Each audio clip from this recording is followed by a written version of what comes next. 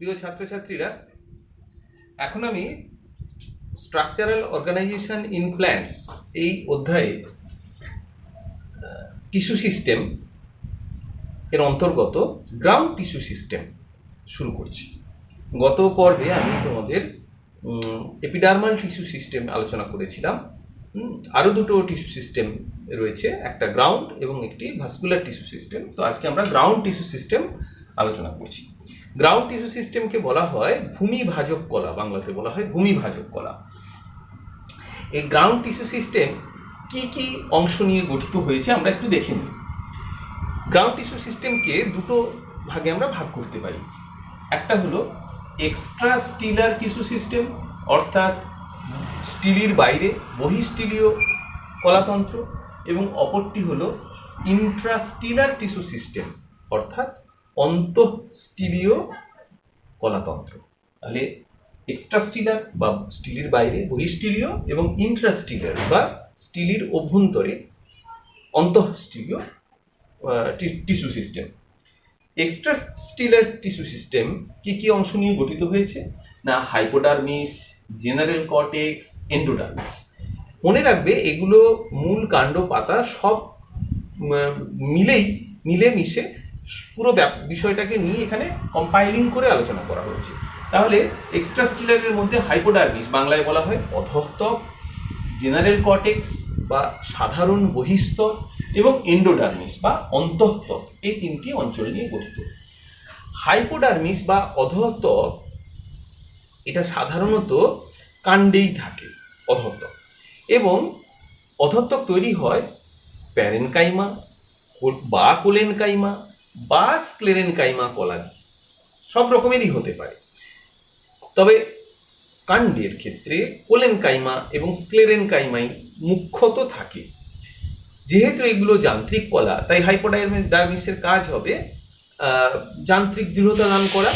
কিছু ক্ষেত্রে যদি ক্লোরোফিল থাকে তাহলে সালোক সংশ্লেষ করে। হাইপোডার্মিস একস্তরীয় বা একাধিক স্তরীয় হতে পারে। এরপরে বিস্তীর্ণ অঞ্চল হচ্ছে কর্টেক্স, আর কর্টেক্স মূলত প্যারেনকাইমা কলা দ্বারা গঠিত হয়। জেনারেল কর্টেক্স বা সাধারণ বহিঃস্তর, এটা বহুস্তরীয়, অনেকগুলো স্তরযুক্ত, এবং এটা মূলত প্যারেনকাইমা কলা দ্বারা গঠিত হয়। জেনারেল কর্টেক্স উদ্ভিদের খাদ্য সঞ্চয় করা, সালোক সংশ্লেষে সাহায্য করা, যেহেতু ক্লোরোফিল থাকে, এগুলো রেচন পদার্থ সঞ্চয় ইত্যাদি নানা কাজে জেনারেল কর্টেক্স সাহায্য করে। এরপরে এন্ডোডার্মিস বা অন্তঃত্বক, তার ভেতরে রয়েছে অন্তঃত্বক। এন্ডোডার্মিস প্রধানত প্যারেনকাইমা কলা দ্বারা গঠিত হয় এবং এটা একস্তর বিশিষ্ট হয়। এন্ডোডার্মিসে কতগুলো জিনিস দেখা যায়। প্রথমেই আমরা আলোচনা করব এন্ডোডার্মিসের মধ্যে ক্যাসপেরিয়ান স্ট্রিপ বা ক্যাসপেরিয়ান ফিতা। এটা মূলের অন্তঃত্বকে দেখা যায়, মূলের এন্ডোডার্মিসে দেখা যায়। মূলের ক্ষেত্রে ক্যাসপেরিয়ান স্ট্রিপ হচ্ছে যে কিছু কিছু কোষ, এন্ডোডার্মিসের কিছু কিছু কোষে, কিছু কোষ বলবো না, কিছু কিছু কোষ ছাড়া বেশিরভাগ কোষেই লিগনিন, সুবেরিন এগুলো পার্শ্ব প্রাচীরে ও প্রস্থ প্রাচীরে জমে পুরো ফিতের মতো গঠন হয়। ব্যাপারটা কেমন একটা আমি ডেমনস্ট্রেশন দিয়ে তোমাদের দেখাই। ধরা যাক, মনে করে এটা হলো একটা এন্ডোডার্মিসের কোষ, এটা এন্ডোডার্মিসের কোষ, আর এইটা যে ফিতের মতো, এটা হচ্ছে লিগনিন সুবেরিনের দিয়ে গঠিত একটি ফিতের মতো অংশ।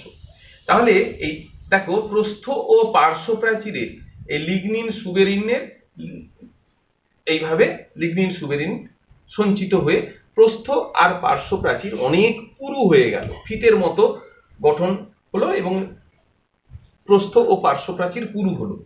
এই যে ফিতের মতো গঠন, যা এন্ডোডার্মিসের প্যারেনকাইমা যে কোষ, সেই কোষের প্রস্থ পার্শ্ব প্রাচীরের সঞ্চিত হয়, সেই ফিতের মতো গঠনকে বলা হয় ক্যাসপেরিয়ান স্ট্রিপ। স্ট্রিপ মানে ফিতে, আর বিজ্ঞানী ক্যাসপেরি এটা আবিষ্কার, তার নাম অনুসারে ক্যাসপেরিয়ান স্ট্রিপ। একটু আগেই বলেছি যে ক্যাসপেরিয়ান স্ট্রিপ সব কোষে তৈরি হয় না, এন্ডোডার্মিসের কিছু কিছু কোষে থাকে না, কিন্তু বেশিরভাগ কোষেই ক্যাসপেরিয়ান স্ট্রিপ তৈরি হয়। যে কোষগুলোতে ক্যাসপেরিয়ান স্ট্রিপ তৈরি হয় তার মধ্যে দিয়ে কিন্তু জল পরিবাহিত হয় না, জল, খনিজ লবণ ইত্যাদি পরিবাহিত হয় না পুরু হওয়ার জন্য। কিন্তু কিছু কিছু কোষ থাকে মাঝে মাঝে, সেটা হচ্ছে ক্যাসপেরিয়ান স্ট্রিপ সেখানে নেই, তাহলে সেখানে প্যারেনকাইমা পাতলা প্রাচীর যুক্ত হয়, সেখান দিয়েই জল কর্টেক্স থেকে জাইলেমে প্রবেশ করে সেই অঞ্চল দিয়ে। এই যে যে পাতলা প্রাচীর যুক্ত এন্ডোডার্মিসের পাতলা প্রাচীর যুক্ত যে প্যারেনকাইমা, তাকে বলা হয় প্যারেনকাইমা কোষকে বলে প্যাসেজ সেল।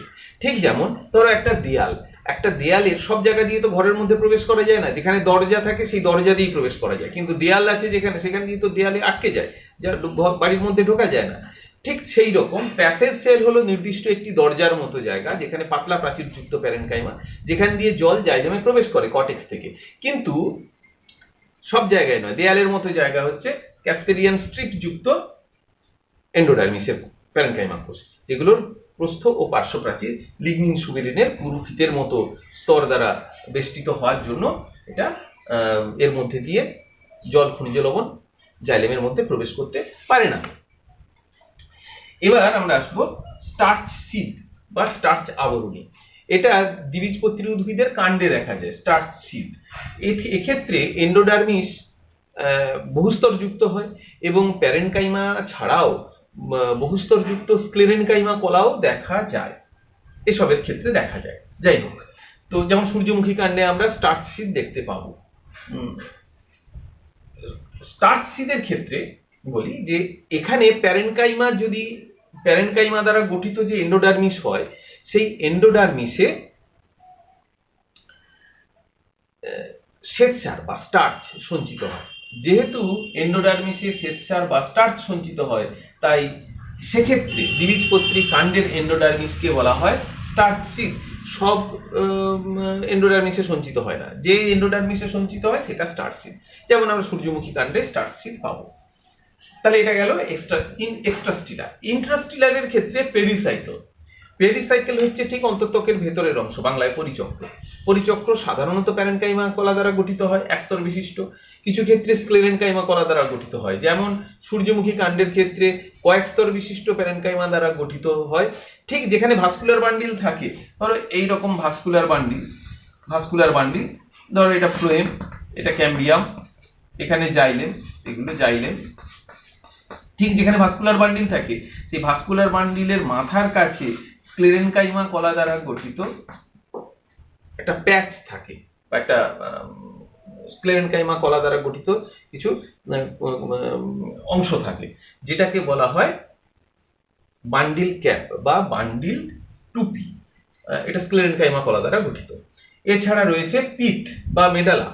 আমার পুরনো যে আগে যে কিছু এপিসোডে সেখানে পড়িয়েছিলাম, সেখানে ছবি আঁকা ছিল এবং সেখানে তোমরা পিঠ, এই পেরিসাইকেল, এগুলো কিন্তু আমি লেবেল করে দিয়েছিলাম। পিঠ বা মজ্জা, এটা মূলত প্যারেনকাইমা কলা দ্বারা গঠিত হয়, একেবারে কেন্দ্রীয় অংশ স্টিলির। একে মেডালাও বলা হয়। এটা খাদ্য সঞ্চয় করা, দৃঢ়তা দান করা ইত্যাদি কাজ। মেডুলারি রেজ, এই ভাস্কুলার বান্ডিলগুলো, এই যে ভাস্কুলার বান্ডিল, এই ধরো আরেকটা ভাস্কুলার বান্ডিল, হ্যাঁ, এগুলো আরেকটা ভাস্কুলার বান্ডিল।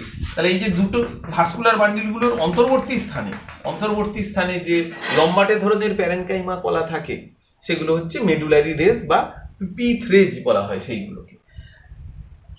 এছাড়া রয়েছে মেসোফিল টিস্যু, রয়েছে মেসোফিল কলা। এখানে আরেকটা জিনিস বলে নিই, মেডুলারি রেজ যেখানে মূলের ক্ষেত্রে অবশ্য জাইলেম ফ্লোয়েম মানে ভাস্কুলার বান্ডিল একসঙ্গে অবস্থান করে না। মূলের ক্ষেত্রে আমরা যদি এই স্টিলি ধরি, এই ধরো জাইলেম, তারপরে রয়েছে ফ্লোয়েম, আবার জাইলেম, তারপরে ফ্লোয়েম, মানে অল্টারনেটলি থাকে জাইলেম ফ্লোয়েম, এইরকম জাইলেম ফ্লোয়েম। তো সেক্ষেত্রে জাইলেম ফ্লোয়েমের মধ্যবর্তী অঞ্চলে যে প্যারেনকাইমা কলা দ্বারা গঠিত অঞ্চল, তাকে বলে কানেকটিভ টিস্যু বা যোজক কলা। কানেকটিভ টিস্যু বা যোজক কলা জাইলেম মূলের ক্ষেত্রে, জাইলেম ফ্লোয়েমের মধ্যবর্তী স্থানে। আর কাণ্ডের ক্ষেত্রে ভাস্কুলার বান্ডিল তো একসঙ্গেই থাকে, মানে জাইলেম ফ্লোয়েম একসঙ্গে থাকে, সেক্ষেত্রে দুটো ভাস্কুলার বান্ডিলের মধ্যবর্তী যে প্যারেনকাইমা কলা, সেগুলো হচ্ছে মেডুলারি রেজ বা পিথ রেজ, এটা কাণ্ডের ক্ষেত্রে। মেসোফিল টিস্যু দেখা যায় পাতার ক্ষেত্রে। পাতাতে দু রকমের প্যারেনকাইমা থাকতে পারে, প্যালিসেড আর স্পঞ্জি। এরা সালোক সংশ্লেষে সাহায্য করে ক্লোরোফিল থাকার জন্য। সমাঙ্ক পৃষ্ঠ পাতা, অর্থাৎ যেখানে ঊর্ধ্বত্বক এবং নিম্নত্বক দুটো একই রকম গঠন, উভয় ত্বকে পত্র অন্ত্র থাকে, মূলত এটা একবীজপত্রী উদ্ভিদের পাতা হয়, সমাঙ্ক পৃষ্ঠ। সেক্ষেত্রে উভয় দিকেই, মানে উপরের দিক নিচের দিক দুদিকেই প্যালিসেড অথবা স্পঞ্জি। যে কোনো একটাই থাকে, হয় প্যালিসেড থাকে না হলে স্পঞ্জি থাকে। কিন্তু বিষম পৃষ্ঠ পাতা, যেটা দ্বিবীজপত্রী উদ্ভিদের পাতা, অর্থাৎ যেখানে নিচের দিকে পত্ররন্ধ্র থাকে, ঊর্ধ্বত্বকে পত্ররন্ধ্র থাকে না, সেক্ষেত্রে ঊর্ধ্বত্বকের দিকে থাকে প্যালিসেড। প্যালিসেড হচ্ছে লম্বাটে ধরনের প্যারেনকাইমা এবং খুব ঘন সন্নিবিষ্ট, লম্বাটে ঘন সন্নিবিষ্ট, একস্তর বা দুস্তর থাকে, এটাকে বলে প্যালিসেড। বিষম পৃষ্ঠপাতার ঊর্ধ্বত্বকে। আর ওই বিষম পৃষ্ঠপাতার নিম্নত্বকের দিকে থাকে স্পঞ্জি প্যারেনকাইমা, যেটা গোলাকার এবং এর কোষান্তর রন্ধ্র অনেক বেশি, লুজলি অ্যারেঞ্জড, অর্থাৎ খুব বিচ্ছিন্নভাবে থাকে, লুজভাবে থাকে, কম্প্যাক্ট নয়, এবং এটা কোষান্তর রন্ধ্রের পরিমাণ বেশি থাকে এবং আকৃতি গোলাকার, স্পঞ্জি প্যারেনকাইমা। এবং এই প্যালিসেড স্পঞ্জি উভয়ই ক্লোরোফিল যুক্ত হয়, সালোক সংশ্লেষে সাহায্য করে। তাহলে গ্রাউন্ড টিস্যু সিস্টেমে যা যা রয়েছে সেগুলো সব আলোচনা করলাম। আশা করি এগুলো খুব বড় ডেসক্রিপটিভ কোয়েশ্চেন হয় না, ছোট ছোট কোয়েশ্চেন এখান থেকে আসার সম্ভাবনা বেশি। আশা করি তোমরা গ্রাউন্ড টিস্যু সিস্টেমটা বুঝতে পারলে।